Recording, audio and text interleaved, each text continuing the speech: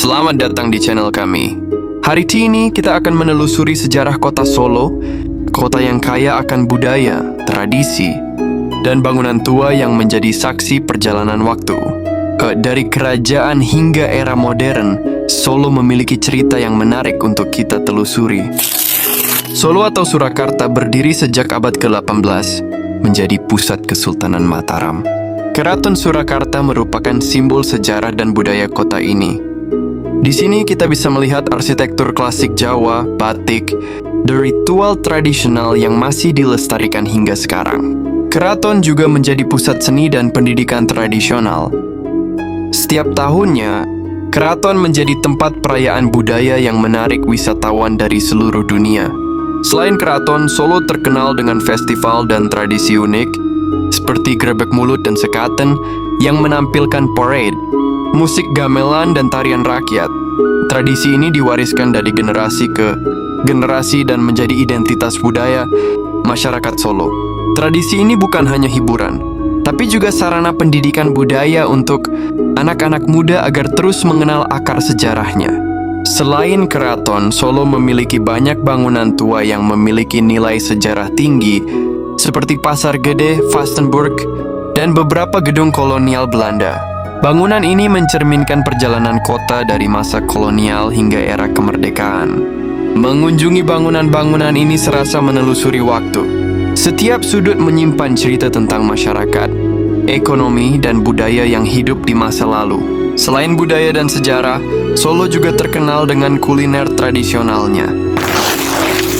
Makanan seperti serabi, timlo, dan nasi liwet menjadi bagian dari warisan kuliner yang tetap dijaga. Setiap rasa membawa cerita tentang kehidupan masyarakat Solo dari masa ke masa. Menikmati kuliner Solo bukan sekadar makan, tapi juga belajar tentang budaya dan tradisi yang ada di balik setiap hidangan. Solo juga dikenal sebagai pusat seni dan kerajinan. Batik Solo terkenal hingga mancanegara, dan gamelan menjadi simbol identitas budaya. Banyak seniman lokal yang masih melestarikan teknik tradisional ini hingga hari ini. Melalui seni dan kerajinan, generasi muda belajar menghargai warisan budaya yang sudah ada selama berabad-abad. Tapi Solo bukan hanya tentang bangunan tua dan festival. Kehidupan sehari-hari masyarakat Solo juga menarik untuk diamati. Dari pasar tradisional hingga aktivitas di alun-alun, semuanya mencerminkan harmoni antara tradisi dan kehidupan modern. Kehidupan masyarakat Solo menunjukkan bagaimana tradisi dan modernitas bisa berjalan berdampingan. Pelestarian budaya menjadi hal penting di Solo. Pemerintah kota, komunitas seni, dan warga lokal bekerja sama untuk menjaga bangunan bersejarah, festival, dan tradisi tetap hidup. Ini memastikan generasi mendatang bisa menikmati warisan yang kaya ini.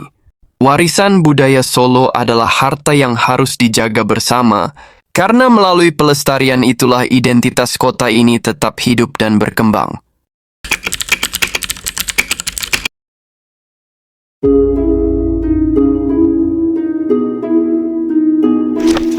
Kerajaan Mataram berdiri pada abad ke-16 di bawah kepemimpinan Panembahan Senopati. Awalnya Port Mataram berkembang pesat sebagai pusat kekuasaan di Jawa dengan pengaruh politik dan budaya yang meluas. Di bawah Sultan Agung, Mataram mencapai puncak kejayaan. Sultan Agung terkenal dengan keberaniannya melawan VOC Belanda. Pada tahun 628 dan 629, Mataram melancarkan serangan besar ke Batavia. Walaupun gagal merebut Batavia, perlawanan ini menunjukkan tekad besar rakyat Jawa dalam melawan kolonialisme. Serangan ke Batavia memang tidak berhasil, sebagian besar karena kurangnya logistik dan strategi Belanda yang lebih modern. Namun perlawanan ini menjadi simbol keberanian dan perlawanan terhadap penjajahan. Setelah Sultan Agung wafat, Mataram menghadapi perpecahan internal. Perebutan tahta antar keluarga kerajaan membuat kekuatan Mataram semakin lemah. Belanda memanfaatkan konflik ini untuk memperluas pengaruhnya.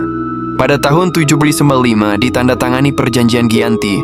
Kesultanan Mataram akhirnya terpecah menjadi dua, Kasunanan Surakarta dan Kesultanan Yogyakarta. Belanda berhasil memecah kekuatan politik Jawa, strategi klasik divide et impera.